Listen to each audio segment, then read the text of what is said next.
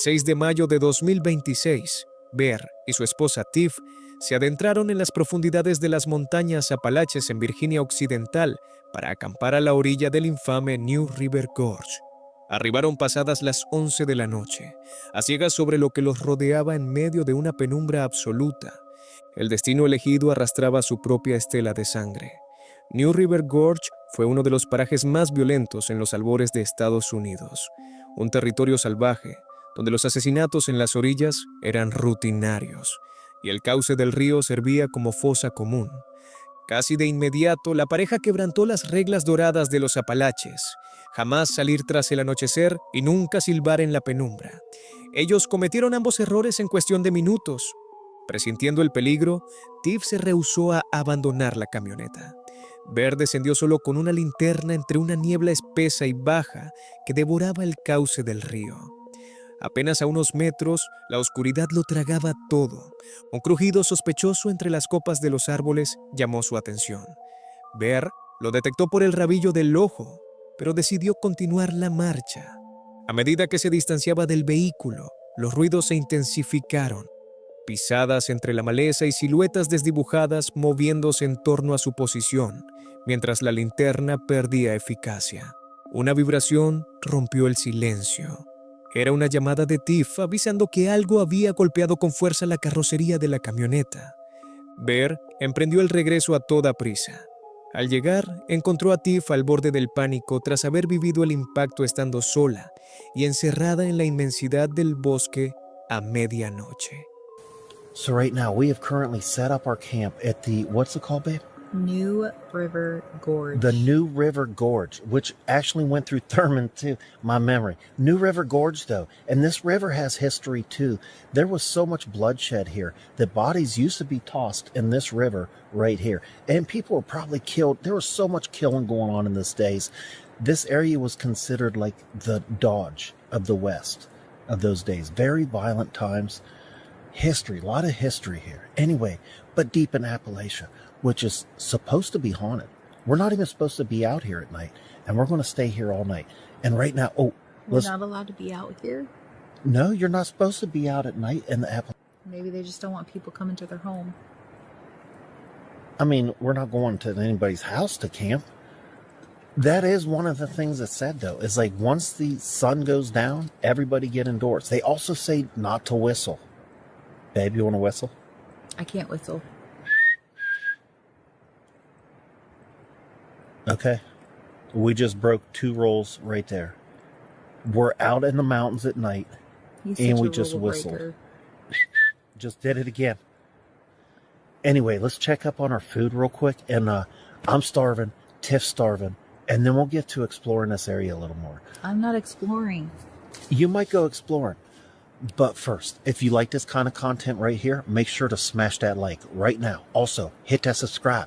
In the pitch black darkness, no thank you. Wait till we turn this light on. Hold on. Let's at least go by the river. We're on a cliff. We're not on a cliff. I don't think. Look. Let's see. I don't think we're on a cliff. That's like the riverbank right there. Babe, there could be bears down here. We just got done cooking up a bunch of meat. Hamburgers, hot dogs, onions, and mushrooms. What the heck? Oh, it's cool how sandy everything. Wow, look how smoky it is. Is that fog or smoke? That's fog. You don't think it's from the cold? Possibly, but it looks really cool. It's really pretty water. Super foggy. Yeah, it is. Pretty clear, isn't it, actually? Like, can you see in there pretty good? I wonder what that hole's from.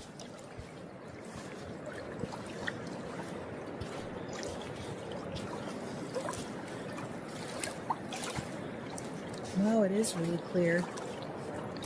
Man, that's really clear water. It is. It's pretty.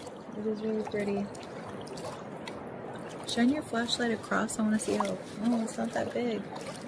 No, it's not that. It's super wide. Ooh, what is that over there? Look at the current, though.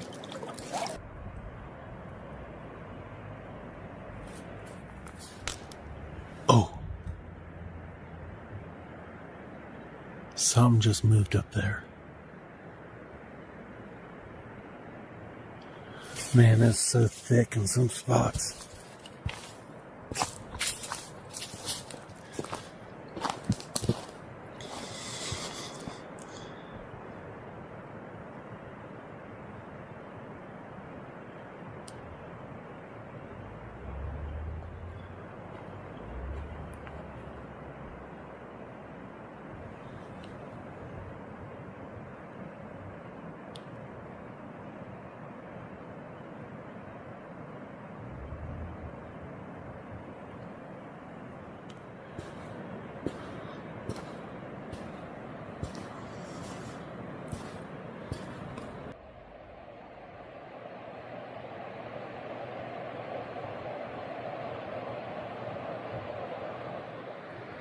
Man, it is so dark out here. It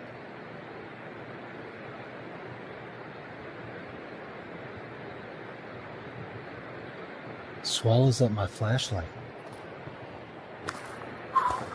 Man, I keep hearing crap moving around me too. So, actually, I'm gonna get back to the truck because Tiff's in there. And I know she's probably freaked out right now.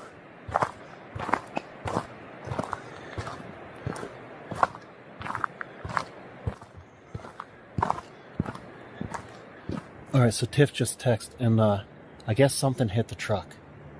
And she's nervous and needs me to come back right now. So,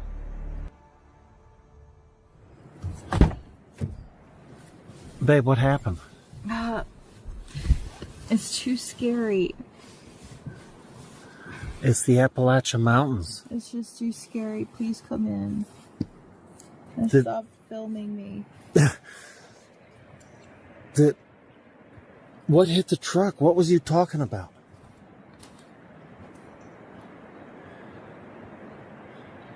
Okay, these are our water bottles.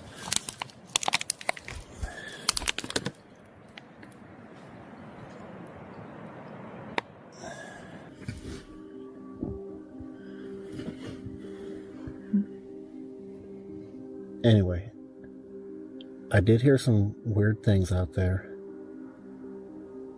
There was a weird guy driving around. I didn't get it on camera. I was telling Tiff about it. And he pulled right up to the car for a minute. How do you feel about that? It's creepy. I know it's creepy.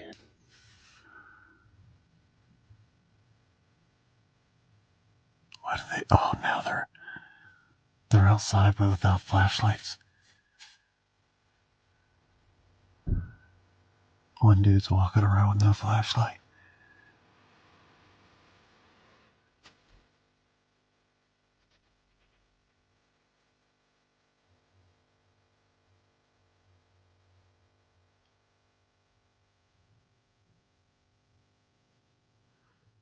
It looks like we ain't getting to sleep yet, babe. What's the deal with this? Or maybe they're burying a body. You're so funny.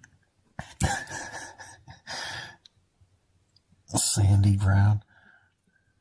Man, it does look like there's a ton of people in that car. There's still people in the car. You can see them. Wait a minute. They're not all back in the truck. No, they're not. Alright, man. Well, this just got interesting.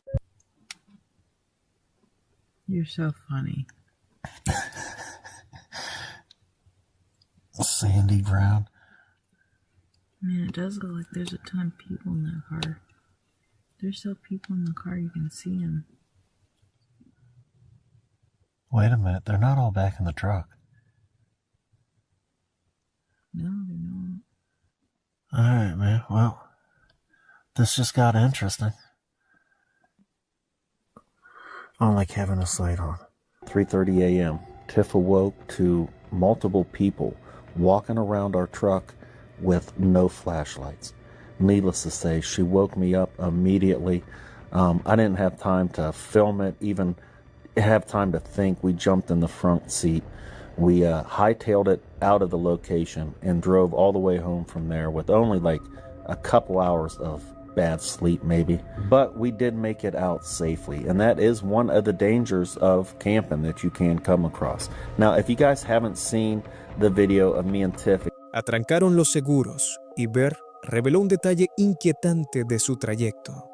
Un vehículo desconocido se había estacionado lentamente al lado de la camioneta, a oscuras, permaneciendo en un acecho silencioso sin explicación alguna. Apagaron todo e intentaron pasar desapercibidos. A las 3:30 de la mañana, Tiff despertó a Ver presa del terror. Había gente rodeándolos. Múltiples figuras se desplazaban en la penumbra absoluta sin usar linternas ni fuentes de luz. Observando por la ventanilla, Ver distinguió a algunos individuos dentro del automóvil sospechoso, pero otros continuaban merodeando sigilosamente a pie alrededor de su vehículo en plena madrugada. Sin dudarlo, saltaron al asiento delantero, encendieron el motor y huida a toda velocidad sin mirar atrás, escapando de las montañas en una carrera continua hasta llegar a casa. La pareja logró regresar a salvo, llevando consigo solo un par de horas de sueño fracturado y la perturbadora imagen de aquellas siluetas acechando en la oscuridad del bosque. Las montañas y los bosques apalaches guardan secretos que la razón humana no alcanza a comprender. Sombras que acechan, entidades que estudian cada uno de tus movimientos y presencias, que jamás olvidan cuando pisas su territorio. En la oscuridad total de la noche, lo que crees que es solo el viento podría ser en realidad algo hambriento, observándote desde la espesura. ¿Te atreverías a pasar una sola noche acampando completamente solo en las profundidades de un bosque embrujado? Déjame saber tu respuesta en los comentarios. Si este contenido hizo que se te erizara la piel, suscríbete al canal, activa la campana de notificaciones y comparte este video con tus amigos para que lo piensen 2 veces antes de aventurarse a acampar en lugares remotos y olvidados. En este metraje, unos chicos estaban caminando por un sendero en el Parque Nacional Glaciar, y todo iba sobre ruedas hasta que miraron hacia atrás. Fue entonces cuando se dieron cuenta de que estaban siendo seguidos por un oso grizzly gigante. Get up the hill. Slower, slower.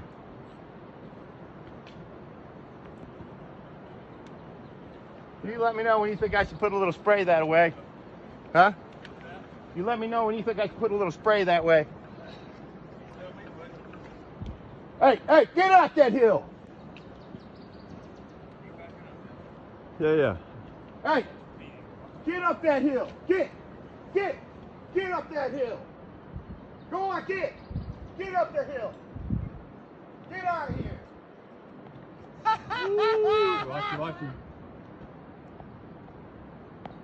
He's looking up. He's coming. He's still coming, buddy. Get up that hill! Back up. He's trying to get high ground, maybe. Get up the hill. We don't want you here.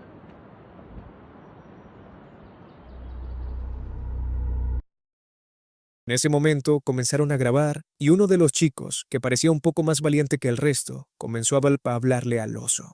Aquí está el metraje. Es muy gracioso como ese oso parece entender realmente lo que el hombre está diciendo. Por ejemplo, miren esta parte. Cuando el hombre le dice al oso que suba esa colina, el oso casi parece que está pensando: Señor, este es un sendero público, puedo usarlo si quiero. Pero eventualmente parece decir: bien, está bien. Entonces el hombre comienza a reír y el oso se gira como diciendo: ¿por qué te ríes? ¿Quieres que vuelva allí? Sí, eso fue definitivamente una celebración prematura. Pero afortunadamente, el oso no quería problemas. Quiero decir, no causar problemas. Los hombres fueron valientes porque tenían spray para osos, pero es bueno que nada escalara. Para ustedes, sin embargo, asegúrense siempre de mirar por encima del hombro de vez en cuando, en el momento en que estén caminando por un sendero. El canal Paranormal Discovery está dirigido por Lomar Mens, un experimentado explorador urbano y cazador de fantasmas conocido por sus investigaciones cinematográficas en algunos de los rincones más oscuros del mundo sobrenatural. Junto a su compañera Chelsea, una medium en activo, combina la investigación folclórica con retos inmersivos que duran toda la noche. Y en este episodio subido el 19 de mayo de 2025, Lomar regresa a un lugar que le dejó secuelas físicas y emocionales. Un bosque en Nueva Escocia conocido como Dagger Woods. Desde el principio, esta no fue una casa de fantasmas más. Dagger Woods tiene una escalofriante leyenda que se remonta al siglo XVIII, cuando, según se dice, un hombre asesinó a su esposa con una daga con mango de perla y desapareció entre los árboles. Aunque nunca se encontró su cuerpo, los lugareños dicen que su espíritu no murió. Se fusionó con algo antiguo y mucho más siniestro que ya existía en esos bosques. El resultado, según muchos, es una entidad críptica o espiritual que aún hoy sigue rondando la zona. Algunos lo llaman Cuendigo, otros se refieren a él simplemente como el aullador. Sea lo que sea, Lomar cree que lo atacó en una visita anterior y ahora ha vuelto para enfrentarse a él. Esta vez no está solo. Le acompaña un grupo de colaboradores conocidos como los Outcasts, exploradores de Quebec que se adentran en estos bosques por primera vez. A pesar de su entusiasmo, hay un trasfondo de temor en el aire. Lomar describe el lugar como de hábitat críptido, un espacio donde reside algo que no es del todo humano. Una vez dentro del bosque, el equipo se dispersa para explorar. Algunos exploran el perímetro, mientras que otros intentan encontrar senderos por los que Lomar no se aventuró durante su última visita. Es durante una de estas excursiones cuando las cosas se intensifican. Whoa, somebody just touched my back! Holy shit, somebody just touched my back! What the fuck? What the fuck? I know you. Whoa! Whoa, did that just say I know you? Yeah, it did. It did. Holy shit. Why do I feel like it's that humanoid that's causing this right now? Very Deep down I feel like it's doing something. Let's just get back to base camp. Safety in numbers. Check on Akia. The key is in the Jeep Whoa. though, right? She's in the Kia's Jeep. still in the Jeep. Of course, yeah, she is. But still, that, And plus the boys are there. that sounded so freaking close. Yeah. Now they're gone. Oh, Wait. wow. Okay, just be slow.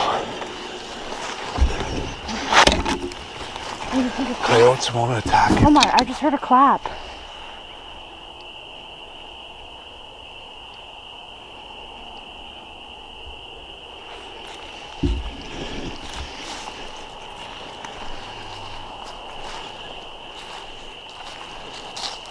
They would have been in this area. Lomar siente que algo le toca la espalda, algo frío y deliberado. Se da la vuelta, con el corazón acelerado, pero no ve a nadie detrás de él.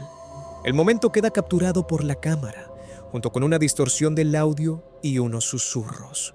Chelsea, cuya intuición ha ayudado en investigaciones anteriores, comienzan a entrar en pánico. El bosque parece muerto, dice, como si toda la vida se hubiera esfumado. El grupo sigue adelante, decidido a adentrarse más que nunca en el bosque. Es entonces cuando regresan al lugar donde Lomar fue atacado la última vez. Utilizando imágenes térmicas y visión nocturna de espectro completo, escanean la zona. Uno de los outcasts cree ver algo oscuro entre los árboles, alto, pálido y humanoide. Lomar confirma que coincide con la figura que capturó en una foto en su última visita, y sea lo que sea, se está acercando. Es entonces cuando llegan los aullidos. Si sigues viendo, comenta la palabra oculta oscuro.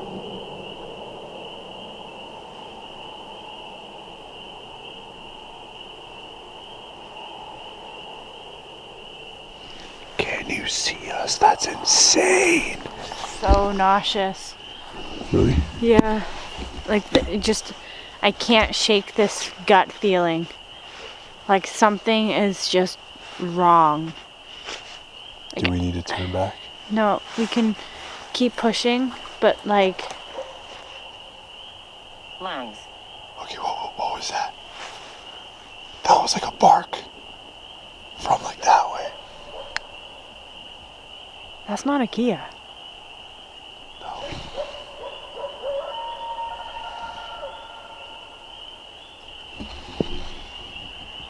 Those are coyotes. Let's go back for key. Yeah. Fuck. Holy fuck. Turn your lights on. Yeah, my light's on. Stay close to me. They're close to us, Chelsea. Grab something. Empiezan lejos, pero pronto rodean al grupo. El sonido es gutural, con varias capas, como si fueran muchas voces superpuestas. En ese momento, el grupo decide recoger y marcharse. La energía es demasiado intensa y se tiene la sensación de que algo se está agitando. Lomar termina la noche afirmando claramente que sigue ahí y que no quiere que vuelvan. Campion es un tipo al que le encanta ir de campamento, pero lo hace un poco diferente a la mayoría de nosotros. Lleva estas tiendas de campaña enormes que se sienten más como pequeñas cabañas que como típicas acampadas. Aún así, su contenido es increíblemente relajante de ver. En este video en particular, era un día nublado cuando una vez más condujo lejos de la civilización para acampar en un lugar remoto. Todo parecía normal al principio.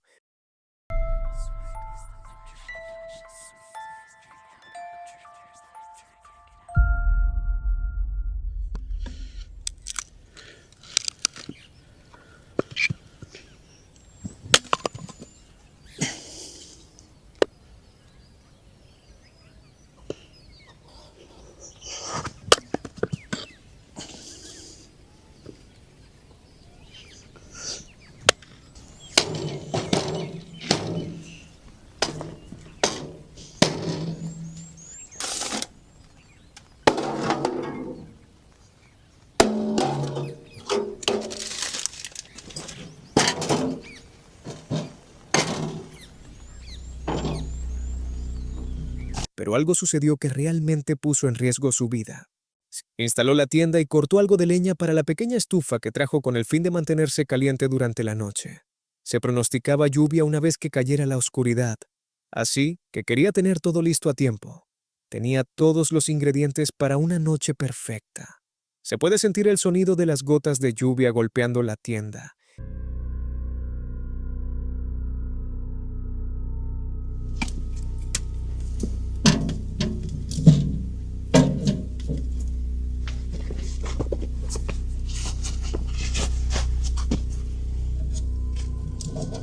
Que es justo el tipo de ambiente acogedor donde podrías simplemente recostarte y leer. Después de desempacar todo, encendió el fuego. Luego se recostó en su cómodo sofá y comenzó a leer el libro que había traído consigo.